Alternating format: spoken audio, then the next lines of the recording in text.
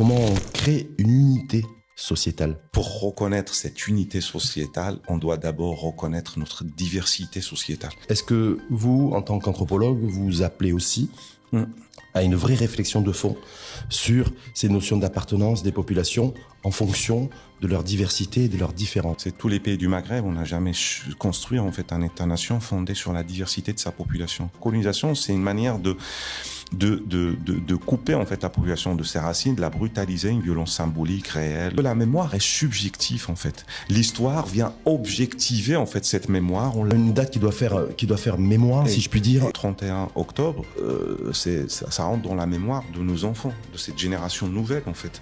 Nous, on a nos mémoires à nous. C'est-à-dire que la dynamique en fait au niveau des territoires, pour vous, aujourd'hui, clairement, elle se dessine au sud. Pour moi, les provinces du Sud, c'est la tête du train pour réconcilier les Marocains avec leur propre africanité. Grosso modo, les provinces du Sud, c'est 1,2 million d'habitants. C'est rien. Certains considèrent effectivement que pour comprendre l'avenir, il faut étudier le passé. Le Maroc, quand il rentre à partir de 75, il a réussi à faire ce que l'Espagne n'a pas réussi à faire pendant un demi-siècle. Septième sens, format de débat dédié à donner du sens ou à redonner du sens au sens avec aujourd'hui un anthropologue, Khalid Mouna. Merci d'avoir accepté notre invitation au débat Septième sens. Merci Serge pour l'invitation, ça me fait plaisir d'être là. Je rappelle également, vous êtes anthropologue, mais également, ou en même temps, en tout cas, enseignant-chercheur. Enseignant-chercheur, réalisateur des films documentaires, alors ça fait plusieurs casquettes. Documentaire et historique, et c'est le profil idoine pour la thématique de débat d'aujourd'hui, Septième sens. 31 octobre, dorénavant devenu un jour de fête, en tout cas férié, national, fête de l'unité nationale. Et tout l'enjeu du débat d'aujourd'hui avec vous, c'est comment on crée une unité sociétale. Avec un point d'interrogation, puisqu'effectivement, de Tangier à la Ouéra, c'est l'unité nationale, qui intervient suite à la résolution 2797 des Nations Unies, Conseil de sécurité, consécration de la souveraineté marocaine. Maintenant, comment on fait aussi pour créer cette unité sociétale? En fait, c'est une question qui me paraît centrale pas uniquement dans le contexte marocain, mais dans toutes les sociétés, parce que dans le temps contemporain, avec cette mondialisation aujourd'hui, dans son côté économique très sauvage, marché, etc., toutes les nations, ils se pointe en fait cette question comme une entrée centrale de questionner leur propre existence au sein d'un espace, d'une forme de territorialité, de temporalité. La première des choses, et c'est là en fait où un discours, je pense, avec modestie, de l'anthropologie, pour ne pas dire de l'anthropologue, mais de l'anthropologie par rapport à un discours politique, c'est là où il y a toute la différence. C'est que au moment où la politique, il va aller vers un discours de homogénéité, en fait, de créer une sorte de groupe homogène, comme quoi les Marocains sont homogènes et du coup on doit être unis autour d'une question, autour des symboles, autour d'un certain nombre des choses. L'anthropologie va aller plutôt en fait montrer comment en fait toute société va vivre en fait avec les diversités. C'est-à-dire pour reconnaître cette unité sociétale, on doit d'abord reconnaître notre diversité sociétale. C'est un enjeu aujourd'hui? Parce qu'effectivement, je rappelle seulement pour recontextualiser, le Maroc est en fait aujourd'hui, il y a la mise à jour de la proposition d'autonomie qui avait été faite en 2007. Donc c'est un chantier qui est ouvert.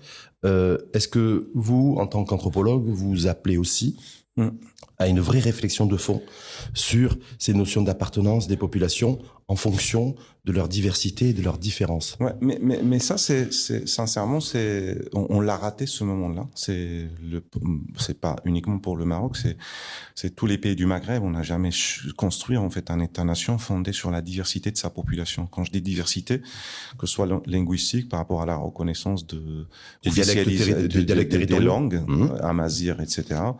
C'est fait très tardivement, que ce soit au Maroc, en Algérie, pareil. C'est pas fait aussi par rapport à des spécificités régionales, etc. Là, aujourd'hui, moi, j'ai pas à l'appeler, en fait, la marocanité, parce que le Sahara est marocain, mais je préfère utiliser le terme souveraineté.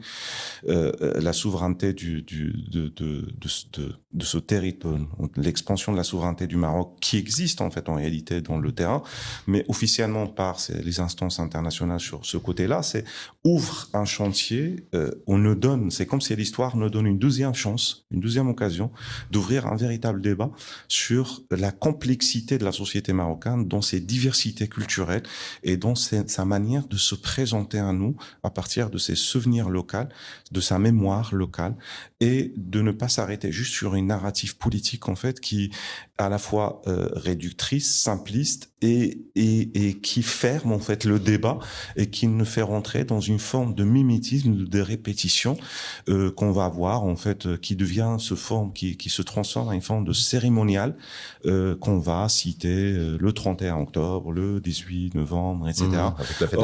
Or en fait, quand vous prenez juste là, on vient de fêter un petit exemple hier, la fête de l'indépendance, on n'a pas le même regard sur cette fête d'indépendance. Et puis il n'y a pas eu forcément de festivités. Bien sûr, parce que le nord du Maroc a une spécificité par rapport à ça, le centre a une spécificité, le sud, et il y a aussi une oralité qui suit en fait ces fonds d'indépendance. Cette oralité en fait n'est pas prise en compte et on lui donne pas assez de considération dans le récit national.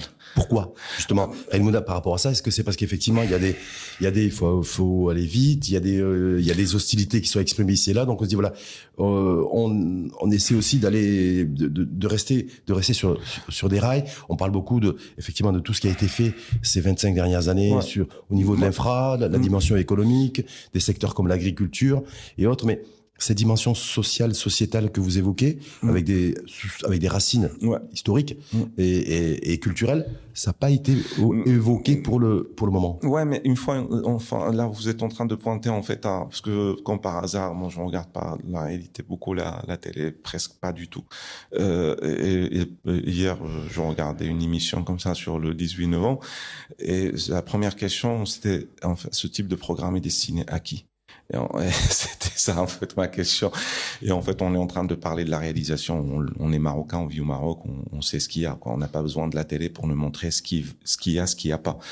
Et c'est là où ça devient intéressant, c'est que sans blâmer l'État ou l'attaquer ou quoi que ce soit, c'est que tous les États ont besoin d'un récit officiel en fait, une narrative.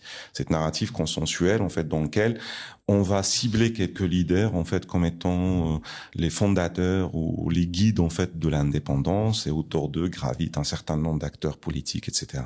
Bon, l'État a ses raisons, parce que toute forme d'État, que ce soit au Maroc ou ailleurs, le Maroc ne fait pas une exception, se construit sur une narrative collective en fait. Maintenant, c'est là où ça fait toute la différence, c'est que dans le contexte marocain, la colonisation, d'ailleurs moi je me souviens un discours de Hassan II qui extrêmement intéressant. C'est un petit passage, mais qui est extrêmement intéressant, où il dit, en fait, le Maroc, contrairement aux autres pays, il a dû faire face, en fait, à deux formes de colonialisme, et que sa décolonisation devait se passer, en fait, par plusieurs étapes. On n'est pas la Tunisie, on n'est pas le Maroc, il fallait négocier le Nord, avec l'Espagne, plus, en fait, là, avec la France, plus c'est des IFNI, plus, c'est-à-dire, en fait, la décolonisation au Maroc, ça a duré sur plusieurs années, en fait. Ces plusieurs années résument aussi la manière dont cette population a perçu cette colonisation. Perçu, vécu, etc. Et du coup, les montagnes n'ont pas le même rapport avec la colonisation que les villes. D'ailleurs, en fait, souvenons-nous tous, en fait, quand à chaque fois il y avait des mouvements de contestation, et là je me rappelle juste, en fait, de mouvements de Hirak du Rif, quand des jeunes te disent, en fait, on marche toujours sur des ponts construits pendant la colonisation. C'est-à-dire, on a même un discours qui va glorifier, exactement, il va même aller glorifier, en fait, l'impact de la colonisation. Et en tant que anthropologue, chercheur, ou juste historien, ou c'est quelqu'un qui vous dites, c'est pas possible, on peut pas glorifier la colonisation. La colonisation n'a strictement aucune face blanche ou belle pour la défendre de cette manière. La colonisation, c'est une manière de couper en fait la population de ses racines, de la brutaliser, une violence symbolique réelle, et de la normer aussi, exactement, de la normer par rapport. Ce qui fait que c'est là où les récits locaux, c'est en fait, quand je veux dire récits, moi je travaille sur la région du Nord, je peux vous dire en fait que le récit autour de la colonisation va changer complètement entre Tétouan, qui était capitale de protectorat espagnol, entre Larage, qui était capitale économique de protectorat espagnol, et le reste qui était en fait juste une zone militaire et qui était essentiellement rurale. C'est-à-dire en fait là juste vous avez trois récits, trois narratifs complètement opposés autour de la colonisation. et autour même de l'indépendance. Et c'est là, en fait, on a besoin d'ouvrir des vrais débats. On a réussi quand même à faire quelque chose d'assez horrible. Des vrais débats autour de quelle thématique? C'est-à-dire comment le récit national se raconte par différents acteurs. C'est-à-dire un récit national et comment chacun... Exactement. C'est un récit national. Oui. C'est un récit national. C'est-à-dire, à partir du moment où vous mettez, en fait, vous placez l'écrit comme étant supérieur à l'oralité parce que c'est l'État qui produit l'écrit, c'est une élite qui produit cet écrit, c'est là, en fait, où c'est défaillant. Je vais rajouter encore une chose qui est assez intéressante, c'est que dans cette concurrence de l'écrit, il y a, on discutait la dernière fois, il y a ce que j'appelais en fait le marché de la mémoire. Dans ce marché de la mémoire, il y a quelque chose qui est assez intéressant.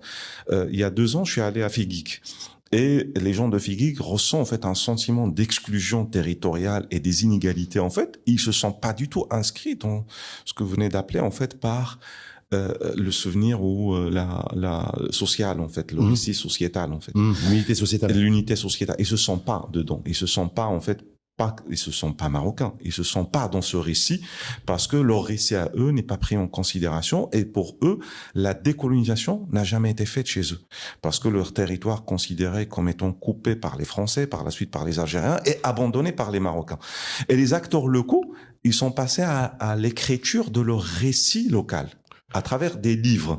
Ce sont des amateurs d'histoire, des profs de lycée, de collège, etc., des acteurs associatifs, des acteurs amazirs qui écrivent en fait leur propre histoire à partir de souvenirs de leurs parents. Et c'est là où ça fait toute la différence. C'est-à-dire, en fait, la différence entre la mémoire et l'histoire, c'est que la mémoire est subjective, en fait. L'histoire vient objectiver, en fait, cette mémoire en la rendant, en prenant une distance. En réalité, en fait, c'est théorique, parce que l'histoire, c'est une prise de position aussi. Est-ce que ça veut dire que du coup, on est face à un enjeu à la fois historique et mémoriel dans la réécriture d'un récit et d'un narratif à la lumière de ce 31 octobre qui dorénavant consacre en tout cas, puisque je rappelle que le souverain dans son discours avait clairement dit il y aura un avant et un après 31 octobre. Donc est-ce que du coup il y a une double dimension, à la fois historique et à la fois mémorielle, pour pouvoir unifier en fait de Tanger à la Guéra les différentes catégories de population? C'est justement ça, c'est-à-dire en fait quels sont les canaux de communication et d'information et de connaissance, c'est tout ça en fait au service de la connaissance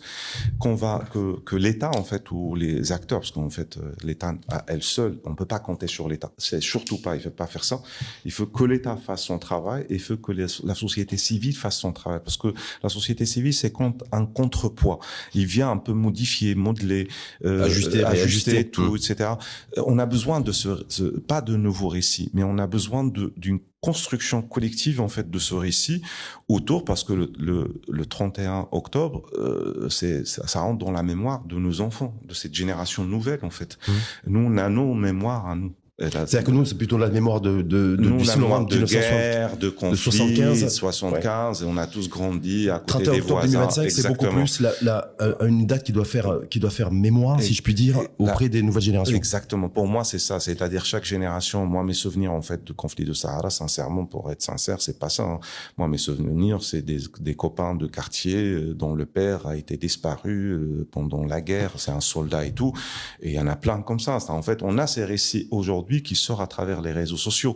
Mais maintenant, comment en fait ça c'est ça au niveau de récit historique. Maintenant, il y a aussi un côté social, c'est-à-dire est-ce qu'on se connaît entre nous. Quand je dis on se connaît entre nous, pas à travers nos prénoms, non plus à travers nos régions, mais est-ce qu'on se connaît à travers nos cultures, nos danses, nos parlers, nos traditions locales, culinaires, tout ça. En fait, cette richesse en fait qui existe doit passer aussi par des manières en fait de circulation qui vont être possibles dans l'avenir, à ce que les gens de provinces du sud puissent partir en fait dans le nord, au centre, au nord, et vice-versa. Mais ça existait avant, sauf qu'en fait c'était des mobilités d'élite et qui passaient essentiellement par le confrérisme en fait, par la confrérie religieuse et tout, où il y a des liens spirituels. Saqi al-Hamra, c'est la source même, le fondement même de charafisme au Maroc, ce qui fait en fait, on va toujours aller chercher les gens de Saqi al-Hamra pour les faire remonter.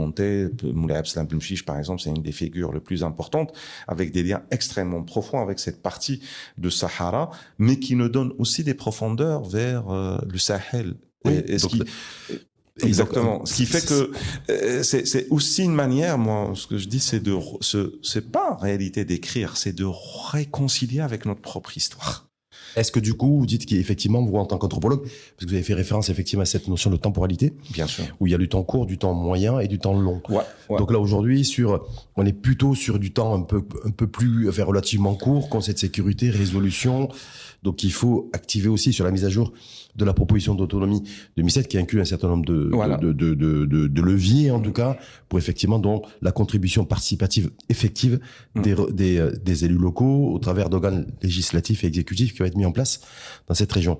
Mais est-ce que du coup, il faudrait aussi, vous dites, il faut aussi en même temps faire ce travail de fond aussi pour retisser des liens entre ces populations du sud avec les populations du centre et du nord, et du nord et du centre avec les populations du sud. Mais bien sûr, c'est pas juste le lien, c'est-à-dire en termes même en fait de ressentiment, de discrimination qui peut être ressenti, parce qu'aujourd'hui vous avez en fait ce qu'on appelle par la régionalisation avancée qui est pas du tout avancée dans le terrain.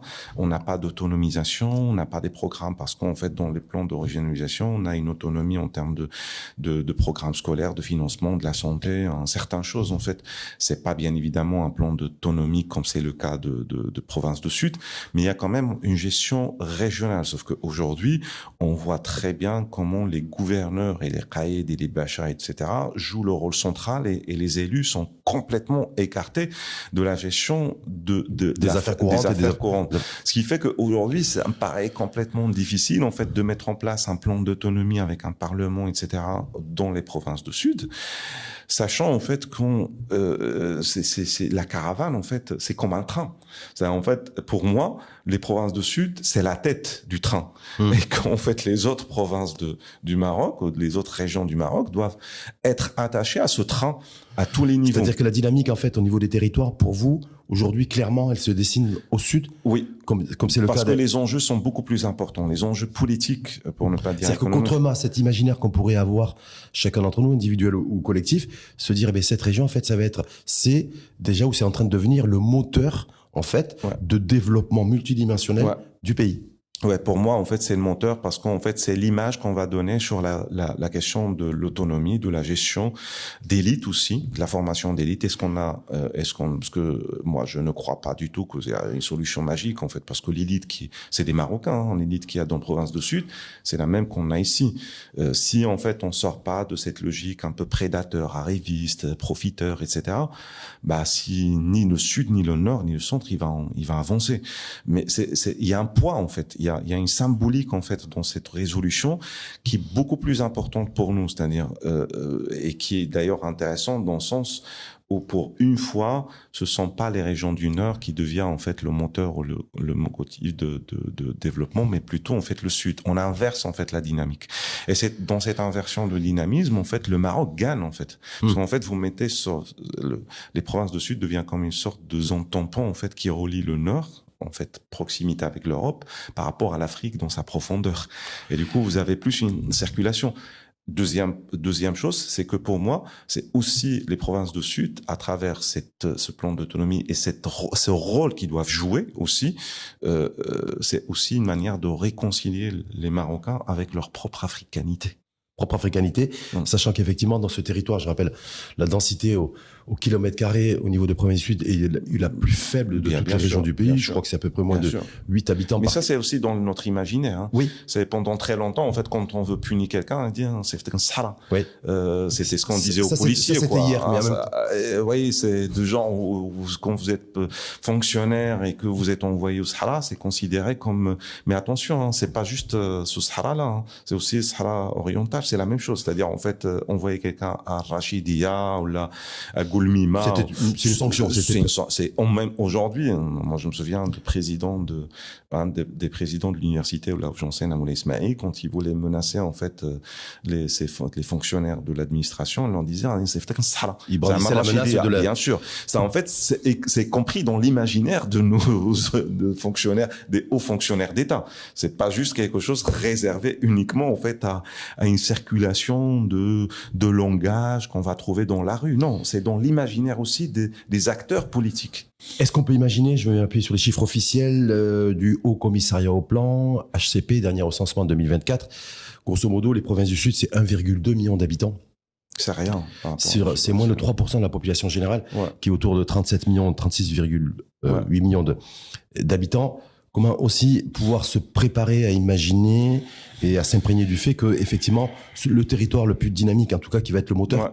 Le moteur, demain, il va être porté par un territoire peuplé de 1,2 million d'habitants, alors qu'on a 35 millions d'habitants qui vont, on s'est dit, entre le Maroc UT et le Maroc UT, en fait, l'utilité, en fait, ça va être au sud. Ça va pas être une véritable, ça va pas être un énorme défi pour le Maroc pour deux raisons. En fait, la première raison, c'est que un des problèmes, le plus gros problème de l'Espagne pendant la colonisation de cette partie du Maroc, ça a été le peuplement de Sahara. En fait, la population refusait en fait de construire. D'ailleurs, il y a un très bon livre de Rahad Boubrik qui s'appelle De la tente à la ville, qui est lui-même il est de la région, où il montrait un peu comment le Maroc, quand il rentre à partir de 75, il a réussi à faire ce que l'Espagne n'a pas réussi à faire pendant un demi-siècle. En si peu de temps, il a transformer en fait les provinces de Sud à des villes.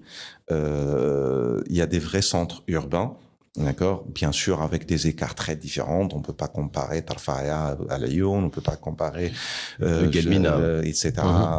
Dakhla, autres régions et tout. Ce qui est un peu logique par rapport à l'intérêt que la population porte à ça. Ça c'est le premier point. Deuxième point, il y a aussi, il faut pas oublier, c'est qu'en fait l'Afrique, c'est vit une dynamique d'immigration interne qui est extrêmement importante, qui représente 95% de la mobilité. Et que cette population va être appelée, même en fait, à apporter en fait un support de main d'œuvre qualifié ou non. Au niveau des provinces du Sud, ça a commencé, je crois savoir, au niveau agricole. Et ça commence déjà, d'ailleurs, ça commence déjà. Et du coup, le Maroc ne va pas sortir en fait de cette logique qui existe aujourd'hui en Afrique, de la circulation intra-africaine. Si le Maroc veut devenir réellement africain, il doit s'inscrire aussi dans cette circulation intra-africaine. Et c'est ça qui fait la différence du Maroc par rapport à ses voisins. Est-ce que ça veut dire que le nouveau peuplement, parce que je rappelle qu'il y a des projections démographiques qui ont été faites, donc sur les 1,2 million d'habitants que comptent les provinces du Sud de valeur aujourd'hui, sur les 10 prochaines années, c'est-à-dire horizon 2035, ça devrait être multiplié par 2, voire par 3.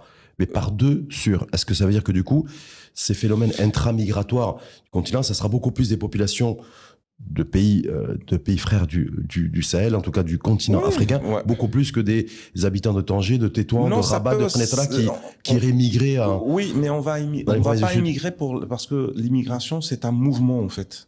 Mais on bouge pas pour les mêmes raisons. C'est-à-dire, en fait, si je vous offre, en fait, je vous dis, écoutez, on va ouvrir une antenne de télé, je sais pas moi, Smara, et que vous prenez la direction, vous animez tel sujet, ou moi, on me dit, voilà, pendant 5 ans, on veut signer avec vous un contrat pour travailler sur le film documentaire par rapport à la tradition. Bien sûr, j'irai. Bien sûr, vous irez. C'est-à-dire, en fait, quel intérêt, en fait, c'est en fonction de l'opportunité, exactement. En fait. C'est-à-dire, en fait, on n'est pas dans une forme de mobilité par nécessité, en fait. Il y a une mobilité non plus par intérêt, mais qui a un intérêt en fait général. C'est-à-dire la Mauritanie n'est pas peuplée que des Mauritaniens de souche, en fait, entre parenthèses. Il y a énormément de Maliens, il y a énormément de Sénégalais qui sont devenus aujourd'hui, en fait, qui partagent exactement les mêmes traits culturels avec les Mauritaniens et tout. Et c'est la nature, en fait. C'est ce que le colonialisme français nous a légué à travers des traits tracés à la règle comme ça et tout. Aujourd'hui on doit faire avec, et du coup la population circule. Bien évidemment, en fait, une personne du sud du Maroc se sent beaucoup plus proche de quelqu'un de Mauritanie que de moi, ce qui est tout à fait normal. De la même manière qu'un mec de Oujda se sent beaucoup plus proche de Ouarani que... Est-ce que ça veut dire que les provinces du Sud vont être la région progressivement aussi qui va connaître la plus forte dynamique économique, la plus forte dynamique démographique également, mais la plus forte dynamique en termes d'enracinement dans son africanité. Et c'est là où on revient à la question de départ, c'est le récit, comment en fait un récit ne doit jamais être fermé, clos. Un récit, il est ouvert, en fait. Et une mémoire, elle est mobile. Et une mémoire, elle se réinvente. C'est ça, en fait. Est-ce que l'histoire se répète? Alors là, c'est intéressant par rapport à l'anthropologue que vous êtes. Certains considèrent effectivement que pour comprendre l'avenir, il faut étudier le passé. Ouais. Est-ce que dans cette séquence historique et dans laquelle nous sommes aujourd'hui, est-ce qu'il faut aussi se préparer? Est-ce que le passé ressurgisse et puis en fait que l'histoire revienne? Oui, reviendra certainement, mais un peu pour prendre un petit peu cette fonction, un peu ces termes marxistes, en fait, l'histoire se répète deux fois, en fait, d'une manière tragique, voilà. Mais se répète jamais de la même manière. Bien évidemment, en fait, les acteurs ont changé, la perception du monde a changé, Internet a tout changé, les réseaux sociaux ont tout changé. C'est-à-dire, en fait, les formes d'appartenance aujourd'hui ne se font pas uniquement sur une mobilité physique, en fait, dans laquelle je vais partir, mais aussi par rapport, par exemple, dans l'imaginaire des Marocains, pour juste donner un exemple, pour aller dans ce sens. Dakhla, par exemple, c'est une des destinations touristiques les plus importantes parce que dans l'imaginaire marocain, notre perception a changé.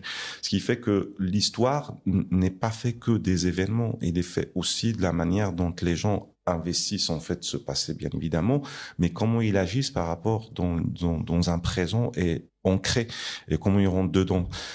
Cette partie c'est là où historiquement c'est valable, c'est que cette partie du Maroc, cette partie du monde en fait, parce que ça appartient pas uniquement au Maroc, parce que c'est une partie du monde au sens en fait qui a connu une circulation énorme, et il faut pas oublier que les grandes dynasties du Maroc sont venues de sud.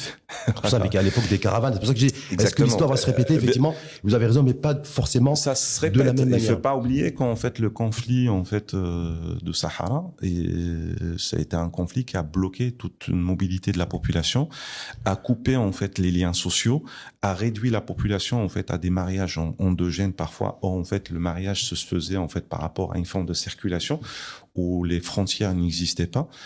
Moi, par exemple, j'ai étudié j'étais dans le sud de la Tunisie, de l'Algérie, chez les Mzab, et en fait, par rapport au mariage, un Mzabi va jamais se marier avec une Mzabia, va jamais se marier avec un Algérien, il va se marier avec un Mzabi tunisien ou un Mzabi libyen.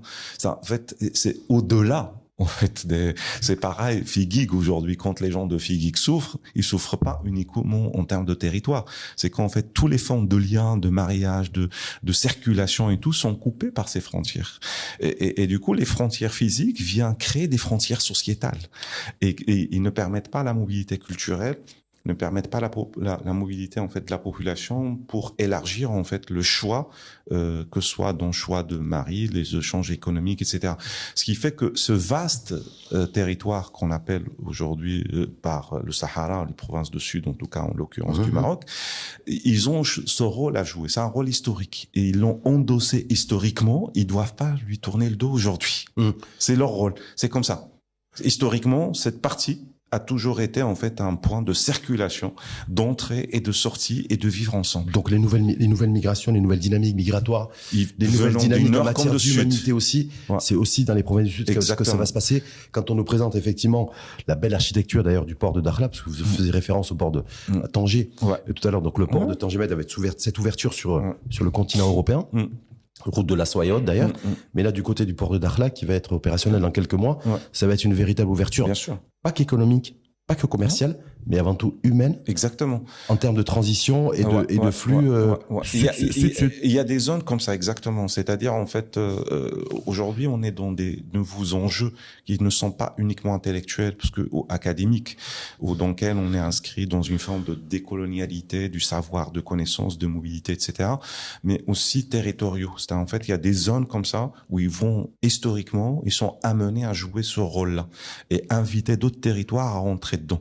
C'est en fait, ce sont des territoires dans lesquels, par exemple, quand vous parlez de la route de Tombouctou, c'est une route en fait qui relie à la fois le nord et le sud. Ça va pas dans un seul sens en fait, c'est inversé en fait. Et ça double sens. Exactement. Et c'est là en fait, anthropologiquement parlant, si ces territoires ne sont pas pensés à trois niveaux, d'abord politique, historique et anthropologique. On peut jamais les réussir en fait. Donc il y a aussi ce défi-là. Bien sûr.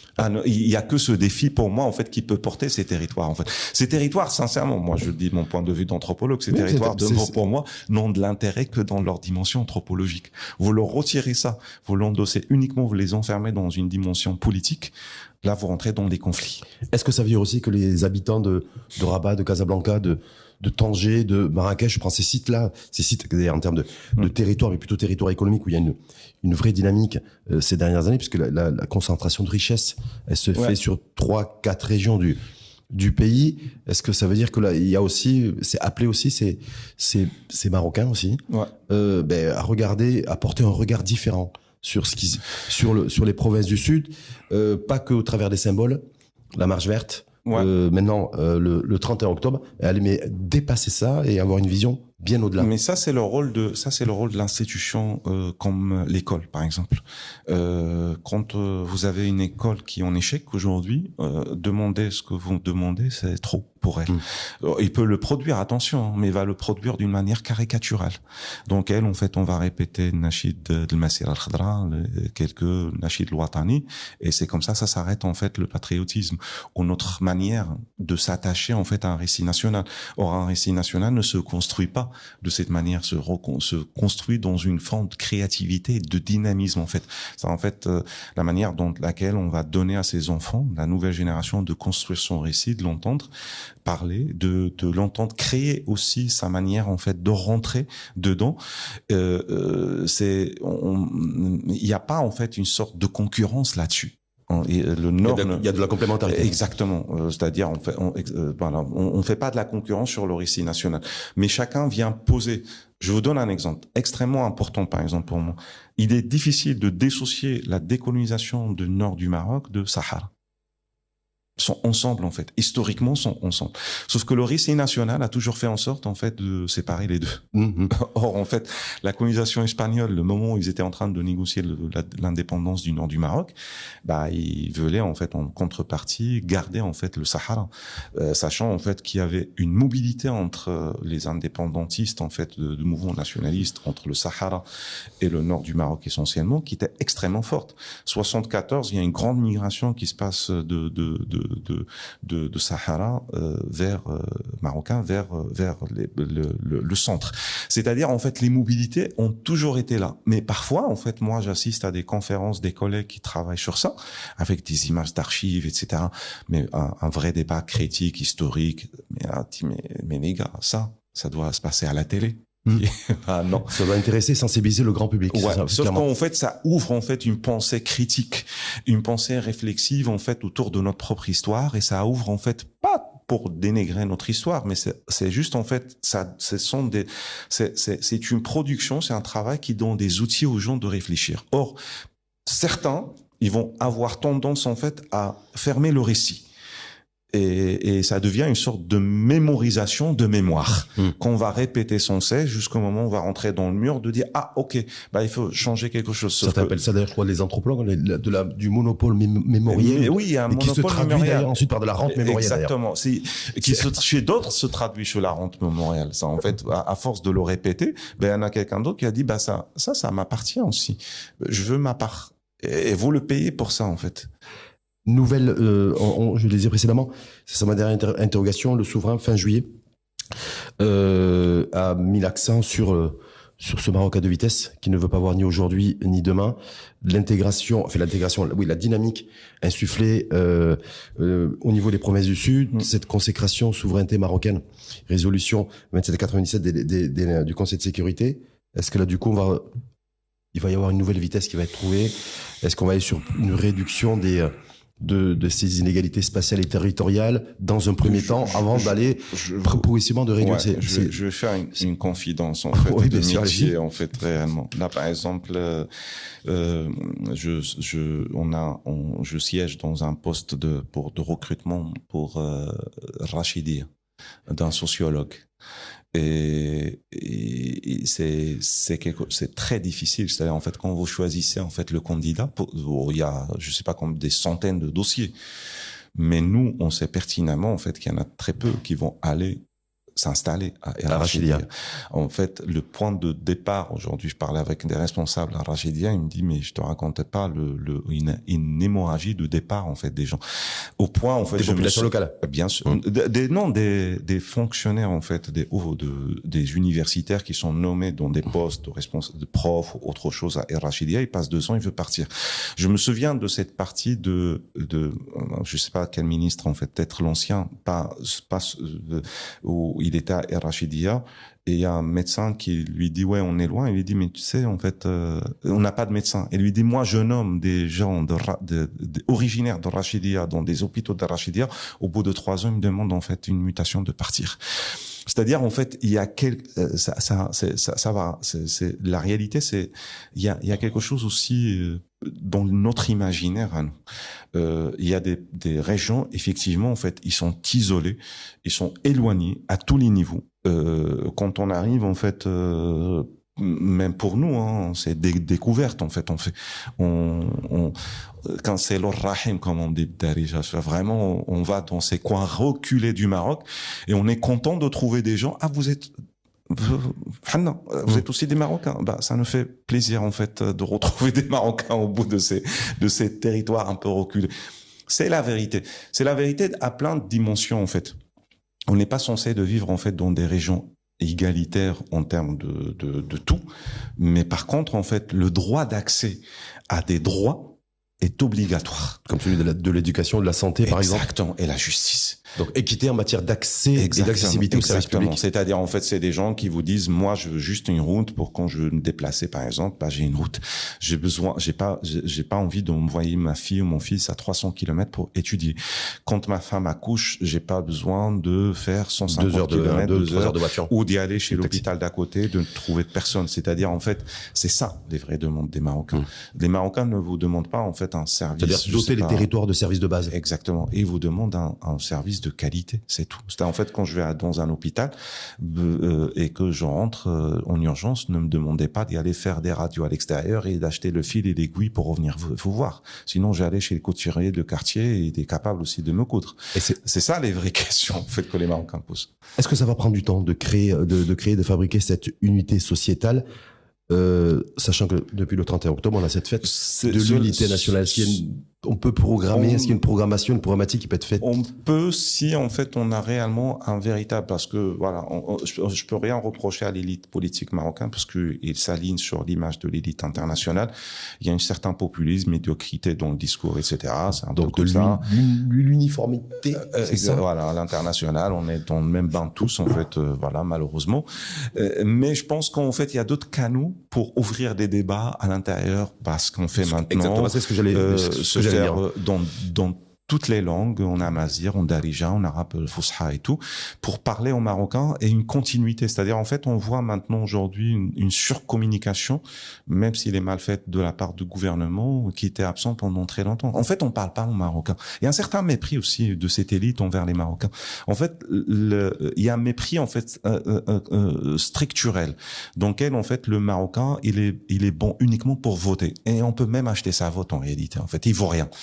Mais pour nous écouter, nous comprendre, il n'a pas la compétence, en fait. On va lui dire, on a fait ça et ça, il doit applaudir, il doit être content. A priori, les choses sont en train de, en tout cas, progressivement bien sûr, parce que le Marocain a changé. Rééquilibré. C'est pas un changement qui s'est fait par l'eau. C'est pas le discours des élites qui a changé, mais c'est le comportement, le bas, en fait. l'attitude. Et du coup, en fait, il y a cette communication maintenant qui est arrivée très vite en haut, qui n'a pas été compris par l'intermédiaire. Et ce qui contribue certainement à aller sur le chemin de l'unité sociétale. Exactement. Merci infiniment. Avec plaisir. Elmouna, d'avoir pris, anthropologue, enseignant, chercheur, d'avoir pris de votre temps aussi pour partager ces enjeux, ces défis de cette résolution 2797, cette mise à jour de la promotion d'autonomie de 2007 qui est en cours et qui est en chantier, en posant et en mettant comme centralité l'humain, l'humanité et le fait qu'effectivement cette dimension aujourd'hui des provinces du Sud, là, une dimension politique, mais au sens très très large du terme, et avant tout de placer réellement, et pas que dans les discours, mais dans les faits, l'individu, l'humain, et de retisser aussi ou de dynamiser en tout cas ces liens nord-centre, sud, avec un enjeu d'africanité en toile de fond. Exactement. Merci infiniment. Merci pour cette belle invitation. Plaisir partagé. Merci. Merci à vous. 7e sens, à suivre sur la chaîne l'ODJ TV et à réécouter sur R212, la web radio des Marocains du monde.